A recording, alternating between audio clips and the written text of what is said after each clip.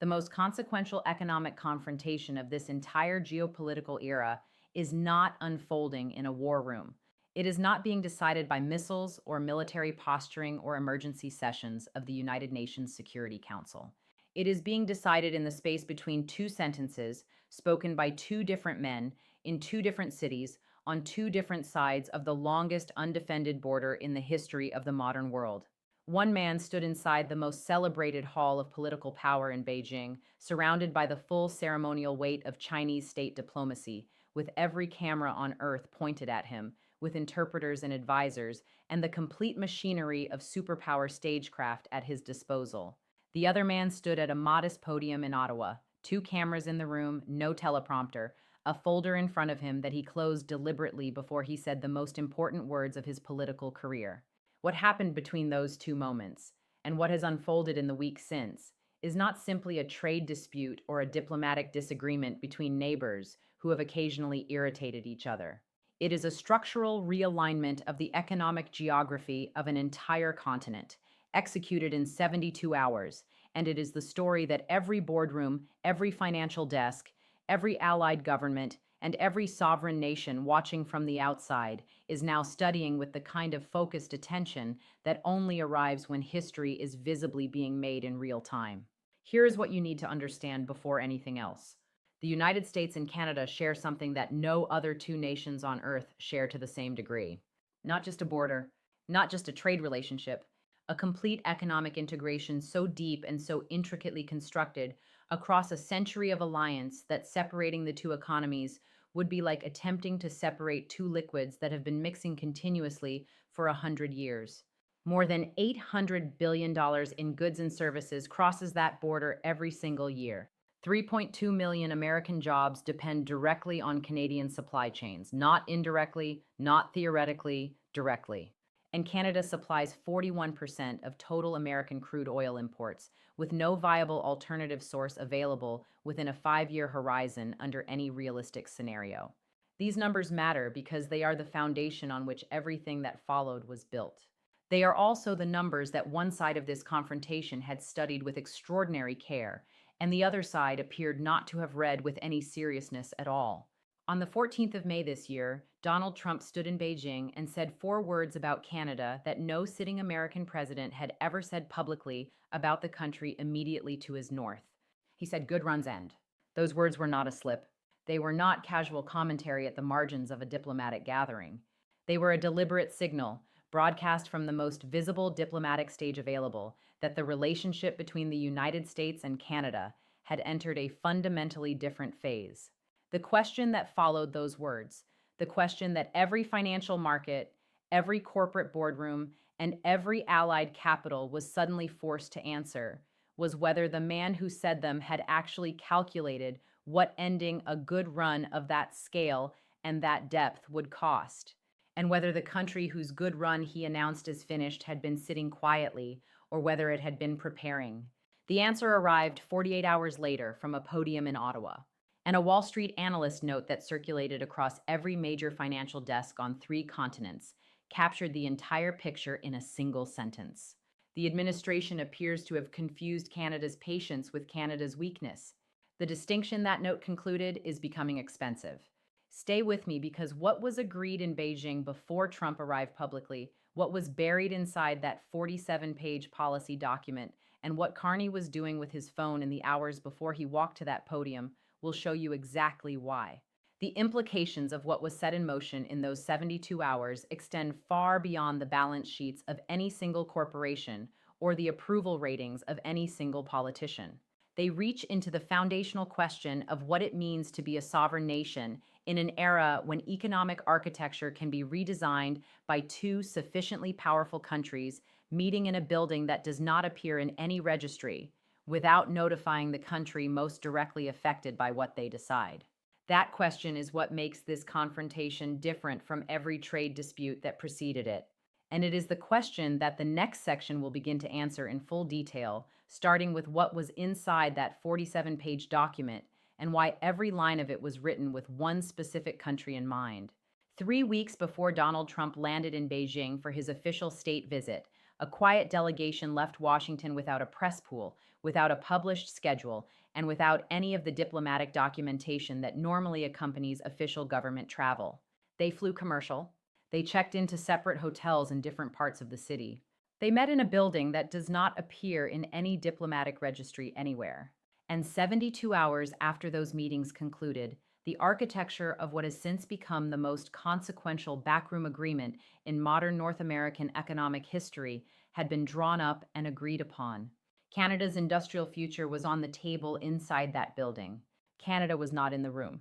On the 13th of May, the second day of Trump's official Beijing visit, the White House released a 47-page policy document titled the North American Manufacturing Priority Act.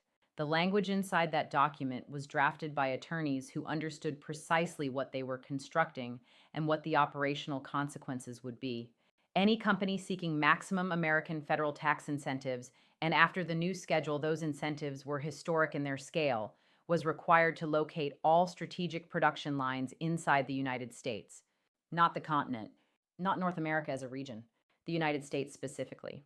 Battery manufacturing, semiconductor fabrication, electric vehicle components, artificial intelligence infrastructure, data centers, defense supply chain inputs, every sector that defines industrial competitiveness for the next 50 years. And then came the provision that made the intent of the entire document unmistakable. Section 14, paragraph 3. Any company relocating strategic production capacity from a USMCA partner nation to the United States within 18 months would receive an additional 15% tax credit on top of every existing federal incentive already available. They were not simply pulling investment away from Canada. They were subsidizing the extraction with American public money, making it financially attractive to dismantle what Canada had spent decades building. That same afternoon, Beijing announced the largest single-year bilateral agricultural purchase agreement in the history of Chinese-American trade relations. Soybeans, $42 billion. Beef, $18 billion. Pork, $11 billion. Wheat and feed grains, $23 billion.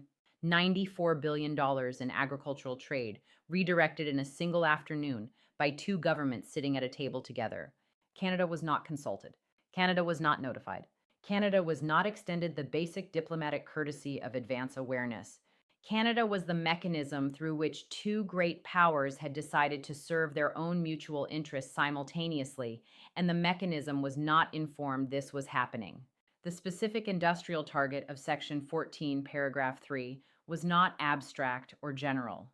Ontario had invested over $30 billion building what economists were beginning to describe as the electric vehicle capital of North America. Battery plants, component manufacturing lines, research corridors connecting university engineering departments directly to factory floors, a platform built methodically and patiently across years of deliberate policy. Within 48 hours of the Beijing agreements becoming public, three major Chinese battery manufacturers holding signed letters of intent with Ontario facilities announced simultaneous decisions to exit. One relocated to Texas. One announced a new facility outside Phoenix. One suspended all Canadian commitments indefinitely.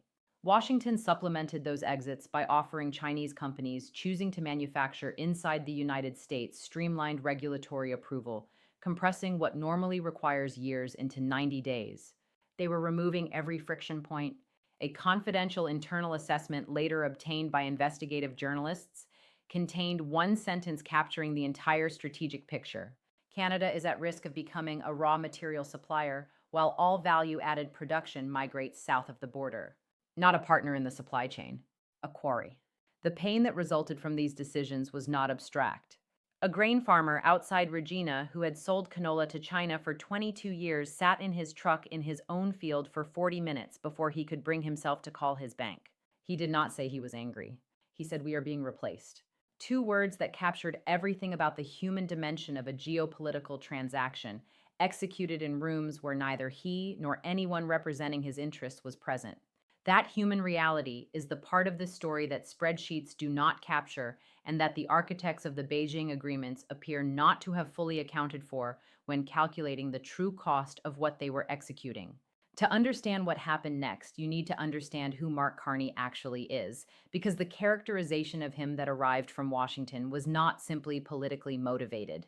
It was operationally mistaken in ways that would produce measurable and expensive consequences for the side that made the mistake. Carney was the governor of the Bank of Canada. He guided that country through the 2008 financial crisis with more precision and less institutional damage than any comparable advanced economy achieved in the same period. He was then appointed governor of the Bank of England, the first and only non-British citizen in that institution's 300-year history to hold that role. He spent 13 years as a managing director at Goldman Sachs, navigating the most complex financial negotiations the private sector generates. His doctorate in economics is from Oxford. This is not a politician who learned economics as a policy tool. This is an economist who spent 3 decades at the absolute apex of the global financial system, managing crises where trillions of dollars were at stake, negotiating with governments and institutions that held structural leverage in every conversation, and learning in those rooms a truth that defines his entire operating style. The most dangerous people are never the ones who announce what they are going to do. They are the ones who have already done it before anyone else has noticed. The night the Beijing agreements became fully public, Carney did not call a press conference. He did not post on social media. He did not reach for the phone to call Washington. He sat at his desk and read every page of the North American Manufacturing Priority Act, every line of Section 14, Paragraph 3, every provision of the Agricultural Contract Framework, every element of the Critical Minerals Investment Redirection. 4 hours of reading, then 3 phone calls. Not to Washington, not to London, to Tokyo, to Berlin, and to a third capital that has not been publicly identified. 48 hours after Air Force One touched down at Joint Base Andrews, Carney walked to a podium in Ottawa, maple leaf flags behind him. 2 cameras. No teleprompter. He stood still for a moment while the room went completely quiet. And then he spoke with the controlled precision of someone who had measured every word before entering the room. He said Canada was not a bargaining chip, that Canada was not a concession in someone else's framework, that Canada was not a line item negotiated in rooms where it was not invited to sit, that 3 days prior, the President of the United States had sat in Beijing and agreed to arrangements designed explicitly to reduce Canada's manufacturing capacity, redirect its export markets, and undermine its investment environment without consultation, without notification, and without the basic diplomatic courtesy one nation extends to another after more than a century of shared alliance. He looked up. He looked directly into the camera. Canada's economy does not need fixing by those who would dismantle it. It needs to be defended from those who treat partnership as value to be extracted and alliance as a convenience to be discarded the moment a more profitable arrangement appears across the Pacific. He closed the folder. He did not look away. 3 seconds of complete silence, and then 9 words broadcast on every major network across 3 continents within hours. You have misread us, and the misreading will be expensive. That press conference was viewed 47 million times in the first 24 hours. Not because it was dramatic. This was not dramatic. It was cold, precise, and controlled. The stillness of someone reporting on preparation that had been underway for months. Trump's response arrived the following morning on Truth Social. Carney is all talk, no action. Very weak. 6 words from the man who had restructured the most integrated bilateral economic relationship in human history without consulting the country being restructured. The characterization arrived before the 6 counter moves had become fully visible. And by the time they did, it required significant revision. The 47 million views that press conference accumulated were not generated by outrage or performative theater. They were generated by recognition. The recognition that arrives when you watch someone who has spent 30 years in the most consequential financial rooms on earth step to a podium and speak with the quiet authority of someone who knows exactly what they have prepared and knows the preparation is complete. That recognition traveled across borders and across political affiliations because it was not about ideology.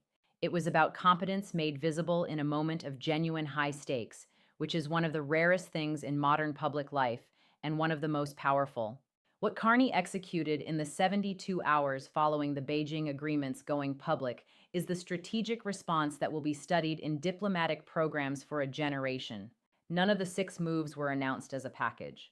None were framed as retaliation. Each was presented as a routine exercise of Canadian sovereign economic policy. Together, they constituted the most coordinated economic counterpositioning by a mid-sized power against a superpower in modern diplomatic history. Move 1.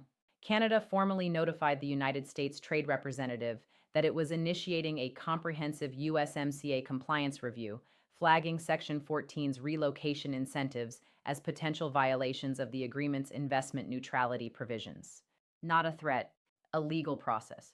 Quiet, procedurally correct, and impossible to dismiss because it invokes a binding international agreement the United States itself negotiated and signed.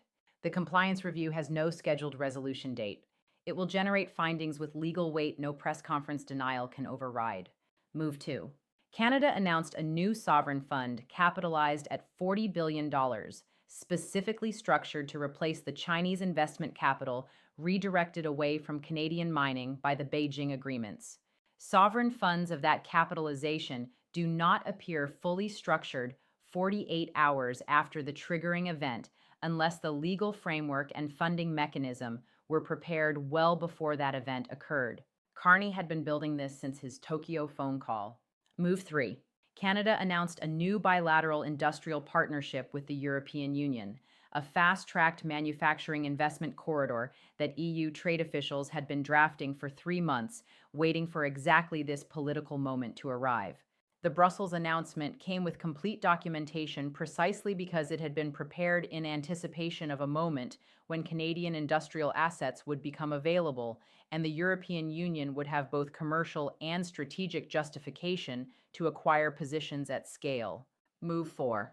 Canada signed preferential market access agreements with Japan, South Korea, and Australia for critical mineral supply, positioning itself as the primary alternative to Chinese minerals for allied economies focused on supply chain resilience. Canada had become the explicit preferred alternative supplier for all three simultaneously. Move 5. Carney's office released a full economic impact assessment showing what American supply chains actually depend on from Canada. 3.2 million American jobs, $800 billion in annual bilateral trade, 41% of American crude imports with no viable alternative within 5 years. These numbers were not produced for the press. They were produced for boardrooms, bond markets, and allied capitals doing their own calculations. Move 6 was the most operationally consequential. Carney personally called the chief executives of 11 major American corporations, not to threaten them, to do the math with them out loud, telling each one exactly what Section 14 relocation would cost in Canadian regulatory cooperation, resource access, and market participation. When the calls ended, 7 of the 11 publicly announced they were pausing relocation reviews.